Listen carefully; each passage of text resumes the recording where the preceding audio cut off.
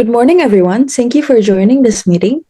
I'm Kezia, Head of Southeast Asia Expansion at Golden Goose. And today we're here to discuss our proposed expansion into Indonesia, specifically around business opportunity, risk mitigation strategies, and how we can align with both government priorities and community standards. I'd like to briefly introduce our participants.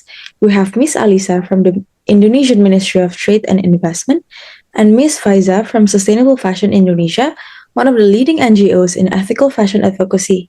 Welcome, both of you. Thank you, Ms. Kezia. It's a pleasure. The Ministry is very interested in facilitating responsible foreign investment, especially in the fashion and luxury goods sector. We're looking forward to a productive conversation. Okay, thank you for the invitation. Sustainable Fashion Indonesia represents both community groups and environmental advocates. We believe business expansion can be a force for good, but only when done transparently and ethically. So we appreciate being included in this dialogue. Let me start by identifying the business gap that drives this expansion. Golden Goose currently has a strong presence in Europe and North America. However, Asia Pacific, particularly Southeast Asia, represents an undeserved market. The luxury goods market in Indonesia alone is projected to grow at over 8% annually. More importantly, Indonesia has a rich artisan leather and textile tradition that aligns with our brand's handcrafted positioning. The gap we see is there is no major European luxury sneaker brand with localized production in Indonesia. That is why this is our opportunity and our responsibility. From the government's perspective, we see a gap as well. Indonesia exports raw leather and textile materials, but we import finished luxury goods at a premium.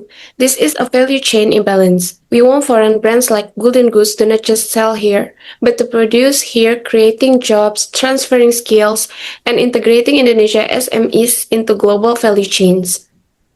And from our standpoint, the gap is social. Luxury brands often bring aspirational value without local benefit. We need to ensure that any expansion includes fair wages, safe working conditions, and environmental accountability, particularly around leather tanning processes that can pollute waterways. Okay, so Kezia, can you walk us through who the key actors are in this expansion and how Golden Goose see this authority structure between your home office in Italy and operations here in Indonesia? Absolutely. Let's think about this in two dimensions, commercial actors and non-commercial actors. On the commercial side, we have Golden Goose as the MNC. The home office in Italy holds authority over brand standards, product design, and pricing. The host country operations here in Indonesia would have authority over local sourcing, workforce management, and community engagement. We are looking at the globalization model, global brand, local soul. Our value chain in Indonesia would look like this.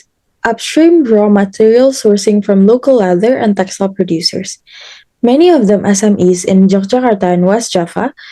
Midstream, a licensed production facility with a hybrid Italian-Indonesian quality team, and downstream retail through our own flagship stores in Jakarta, Surabaya, and Bali, plus selected multi-brand luxury partners. For non-commercial actors include the ministry, which Ms. Allysa represents in terms of our investment licensing and trade facilitation. Then we have NGOs like Sustainable Fashion Indonesia, labor unions, and local communities who have a legitimate stake in how we operate. Thank you, Ms. Kezia. I want to emphasize that the ministry's authority is the host country government is clear. All foreign investment must comply with Indonesia's negative investment list. Local content regulations, we call this TKDN, and labor law under Manpower Act number 13 of 2003. Golden Goose home office standards do not override Indonesian law.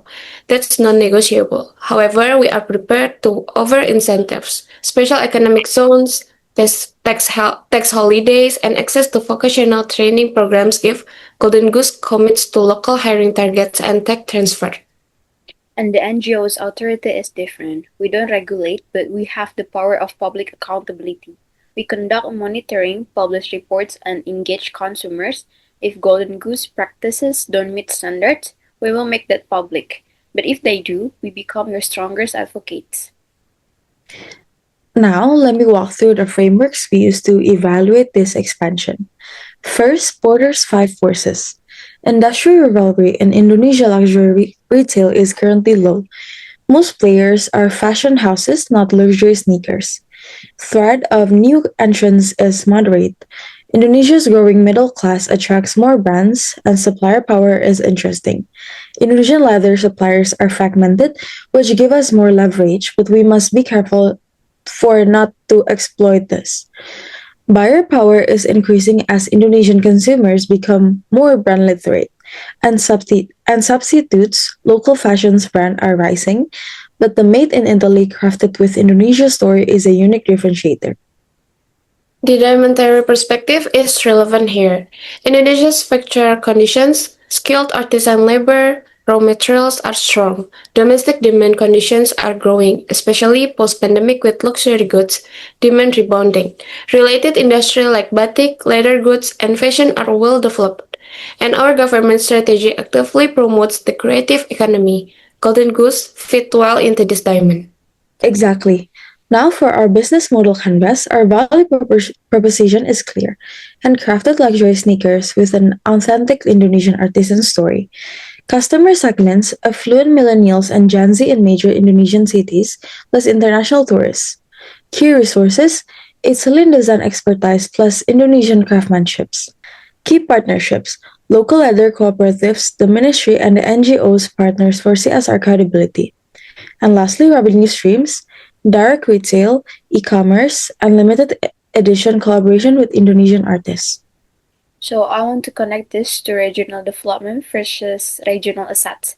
Golden Goose should see Indonesian artisan communities not just as regional assets to be extracted, cheap labor, cheap materials, but as partners in regional development.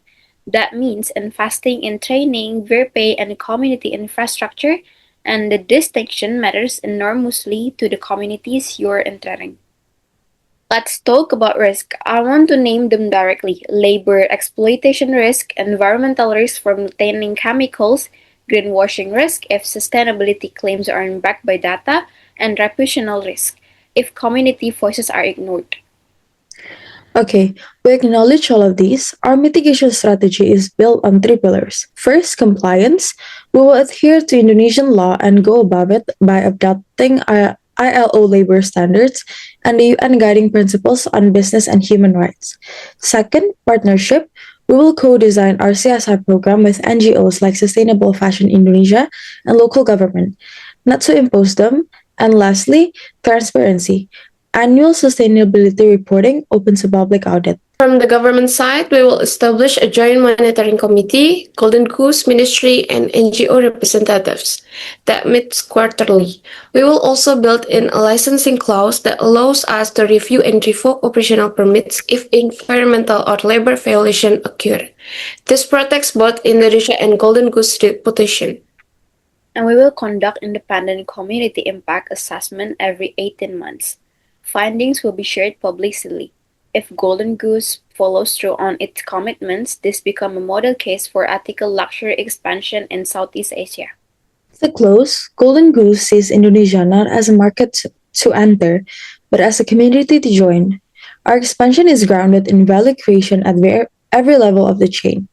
For our brand, for the Indonesian economy, and for the artisan communities who will carry our story forward. We are committed to doing this right. Indonesia welcomes responsible investment. Golden Goose approach, combining commercial ambition with social accountability, is exactly the model we want to encourage. We look forward to formalizing this partnership through the proper regulatory channels, and we will provide full institutional support for a compliant, mutually beneficial expansion. Sustainable Fashion Indonesia courteously welcomes this discussion. We will hold Golden Goose and the government accountable to every commitment we make today. But we also recognize that this conversation itself, including all three actors at the same table, is a step in the right directions. The community is watching, and we are here to ensure their voices are heard. Thank you, Ms. Allysa and Ms. Faiza, and this concludes our multi-stakeholder dialogue. We will circulate the meeting minutes and draft MOU framework within the next 2 weeks. Thank you for watching. This has been a presentation from Group 4, International Relations, BINUS University.